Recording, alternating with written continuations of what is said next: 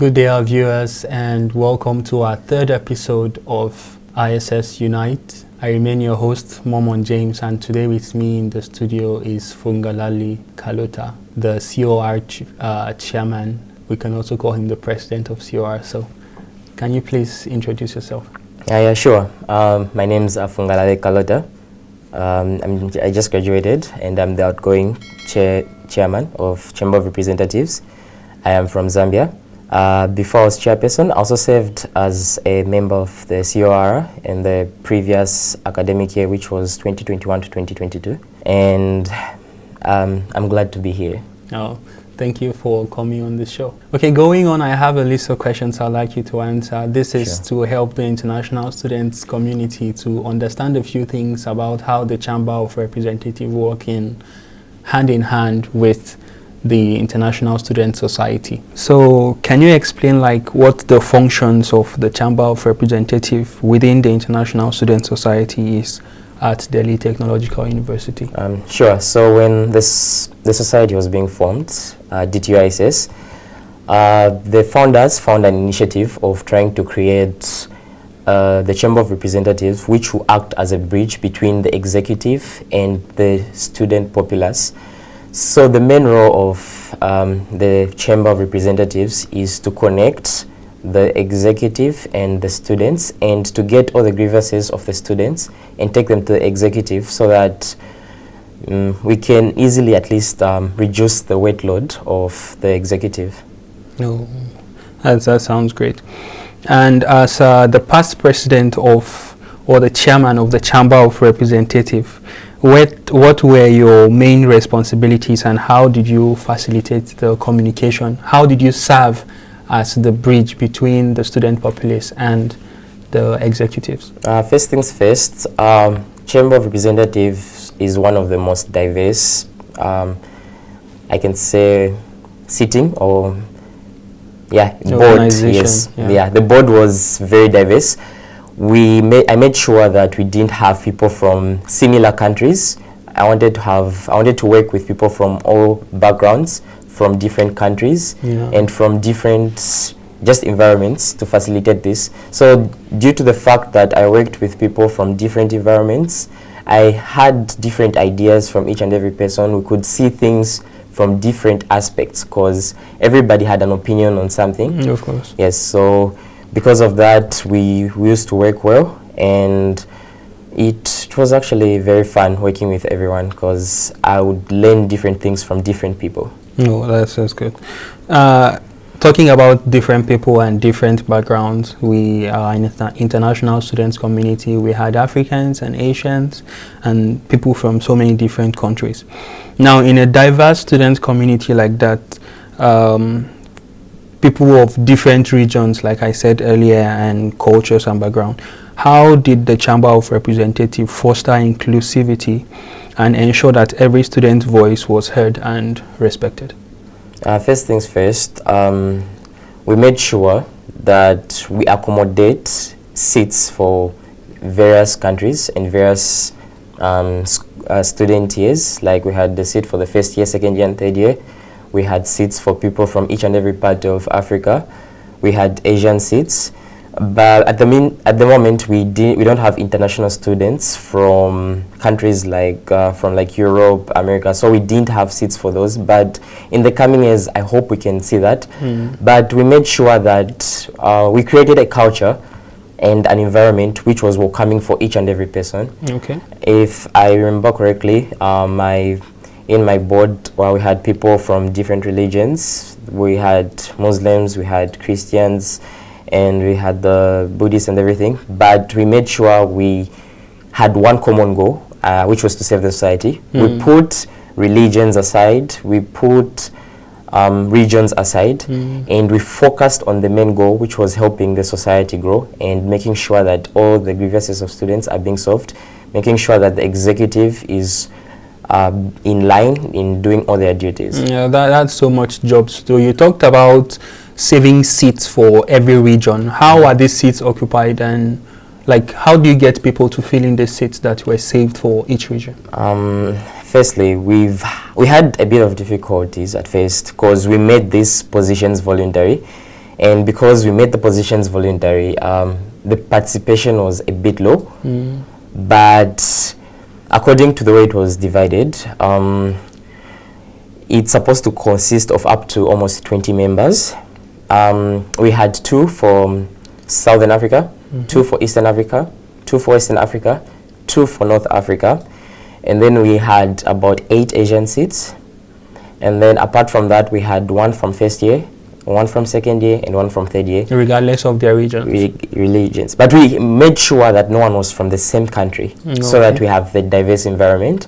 And then the fourth year representative was the chairman of COR, because he's the chairman and he's the one at least familiar with the fourth more experience. Exactly. Given the time he has stayed in the environment. Yeah, and he can interact easily with his fourth year peers. So we made sure of that. Yeah, okay. Sounds good though. So as the Chamber of Representatives, are there initiatives you've taken outside or that were set as goals for the Chamber of Representatives alone without involving the ISS executives? We tried to push for a couple of programs, even though they didn't go through. I was planning on having things like webinars and seminars for students, just to get familiar with different aspects of life, because I wanted to bring up maybe like a business seminar, and just for people to have that kind of interactive session. I probably wanted to have a football tournament, but then due to circumstances, everything wouldn't go forward because it was a complicated process. And then, well, in engineering school, and you know how time is. Of course. It flies. Yes. It flies, and it flies very fast. Very fast. Talking about such challenges, I was also going to ask, this was just like the second board or the Chamber of Representatives, or the second for the second executive. What are some challenges that you have faced? What were some challenges that the first chairman faced, and then you also as a second? What are some of these challenges you face, and how did you get to solve these problems? I think one of the most issues we faced is probably maximum participation. But regardless of that, people used to turn out. The turnout was so good.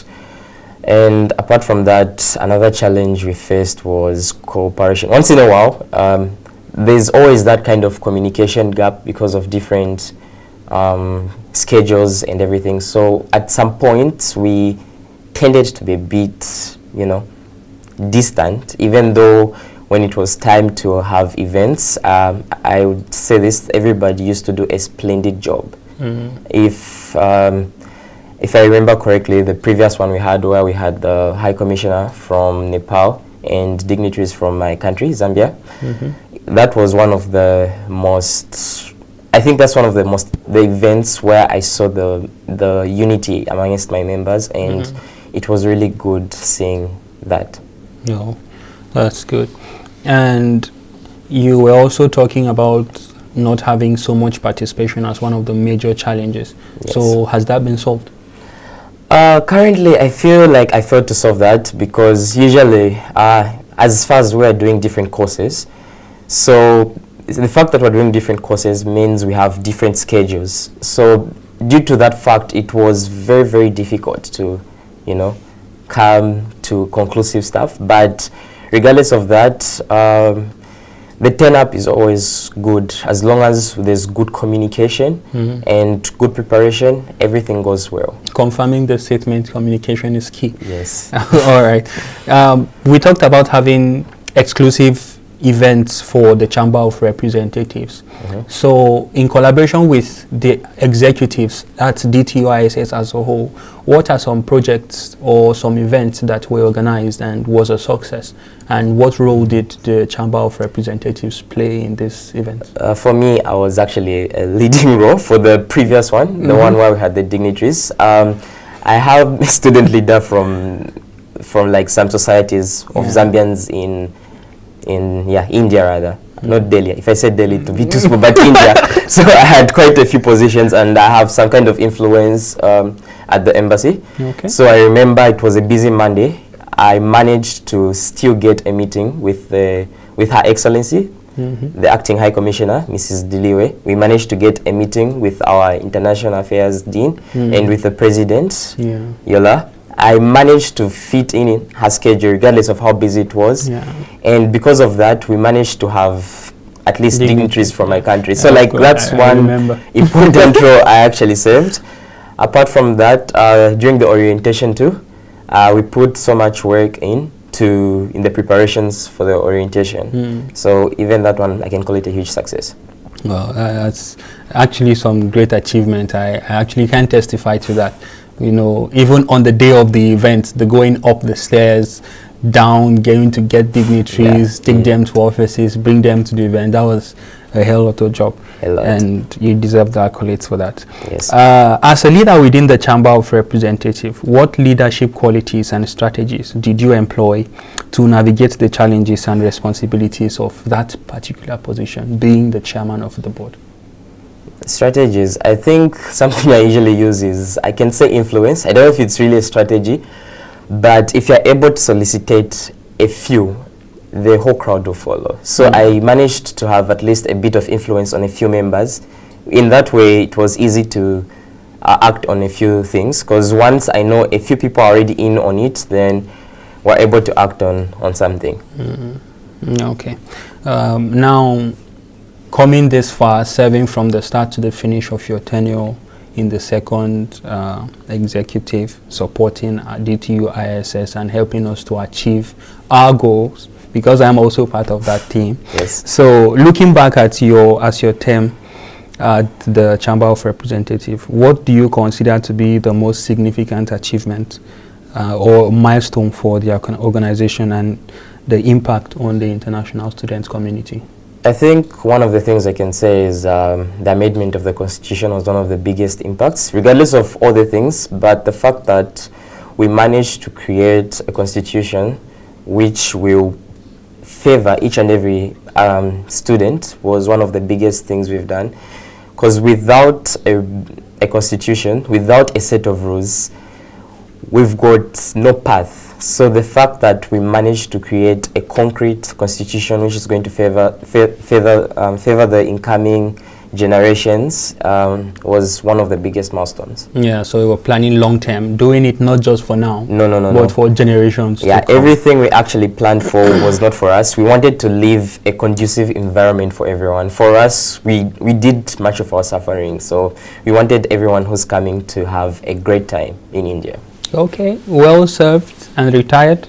Yes. Not tired anyway. So I would like to ask you to give some advice to the current chairman of the Chamber of Representatives and members of the chamber.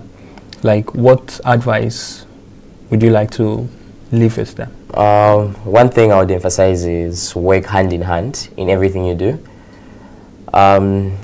You are called a leader and you're called a chairman because you're leading people. So if you're trying to work alone, that won't work.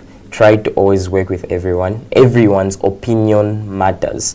Try to always listen to people in whatever they're telling you. Just try to listen, and then if you feel like you can't come to a conclusion, always ask for advice. And additionally, please work hand in hand with the executive. You two guys need each other for you guys to operate well. So work hand in hand with the executive in each and every manner.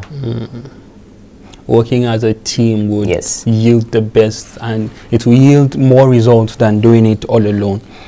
Now we're done with the major questions I have to ask. If there are any more questions you want to ask about the Chamber of Representatives, there's a place to leave a note somewhere around this video. Just type it down there and we'll try to answer, give you a response that will be satisfying. Before we close, I'd like to ask a few questions. So, given the chance or if you are given the chance again, would you want to serve as the chairman of the Chamber of Representatives? Sure. I would really love to work with everyone again, because it was an amazing team, very diverse and amazing team. Even though we had only one lady on the team, I would have loved to work with more ladies on the team, because we need to be diverse. Yeah. Okay. That's coming close to my next question. I don't know, maybe. I was going to ask, in the team that you worked with, who is one person you would miss the most? One person I would miss the most. I would say I have, I think, probably 2 or 3 people. I'm asking for one. One. On the spot. I would say Kananelo from Botswana. Cool. Yeah. He's one person who really dedicated and put his 100% in everything. All right, give Kananelo a shout out. Yes. All right, Kananelo, wherever you are watching this video, is giving you a shout out. You did a great job on the team, and we hope you do better some other time. All right, viewers, this is the end of this episode, and come back next time to search for more. We have more exciting things to bring to you and responses to FAQs that are asked among the student community. Thank you so much for watching this episode.